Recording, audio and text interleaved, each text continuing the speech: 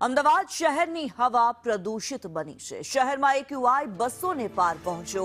ઇસનપુરમાં 216, શાંતિગ્રામમાં 201 AQI નોંધાયો છે। બોડકદેવમાં 192, જ્યારે ચાંદખેડામાં 187 એક્યુઆઈ નોંધાયો। જુહાપુરામાં 188, ગ્યાસપુરમાં 189 એક્યુઆઈ નોંધાયો છે। ઘાટલોડિયામાં પણ હવા પ્રદૂષિત જોવા મળી છે। 191 એક્યુઆઈ નોંધાયો। રખિયાલમાં 184 એક્યુઆઈ નોંધાયો છે, જ્યારે બોપલની વાત કરવામાં આવે 190 એક્યુઆઈ, જ્યારે સેટેલાઇટમાં 186 એક્યુઆઈ નોંધાયો છે। થલતેજમાં 193, ઉસ્માનપુરામાં 191 એક્યુઆઈ નોંધાયો। હવાના પ્રદૂષણથી શ્વાસ લેવામાં તકલીફ પડી રહી હોવાની ફરિયાદ શહેરીજનો કરી રહ્યા છે।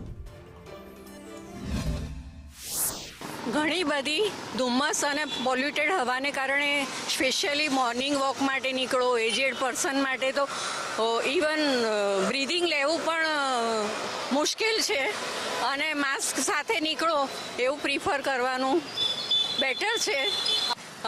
નીકળીએ તો એમ થાય કે થોડા લેટ નીકળીએ। પોલ્યુટેડ હવા તો પુષ્કળ છે, એનો હવે આપણી જોડે જે ઉકેલ હોય આપણે પોતાની જાતને પ્રોટેક્ટ કરીને માસ્ક સાથે નીકળી શકીએ એટલું તો ચોક્કસ કરી શકીએ। Thank you. નવા શહેરમાં એર ક્વોલિટી ઇન્ડેક્સમાં સતત વધારો થઈ રહ્યો છે। શહેરની હવા ઝેરી બની રહી છે, ત્યારે શહેરીજનો પણ માસ્ક પહેરવા માટે મજબૂર બન્યા છે। આવું એટલા માટે કહેવું પડી રહ્યું છે કે વહેલી સવારમાં હવાનું પ્રદૂષણની માત્રા મોટાભાગના વિસ્તારમાં 200 ને પાર નોંધાઈ છે, જ્યારે આજે ઈસનપુરમાં 216 માત્રા નોંધાઈ છે એક્યુઆઈ, તો બીજી તરફ અદાણી શાંતિગ્રામમાં 201 હવાનું પ્રદૂષણ નોંધાયું છે।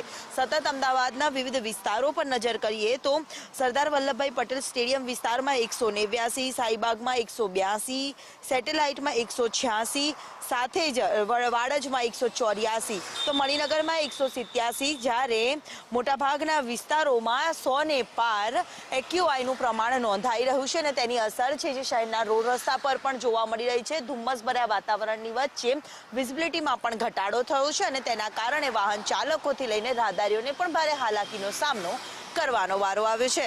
કેમેરામેન પુખરાજ શર્મા સાથે દિવ્યા ચૌહાણ, સંદેશ ટીવી।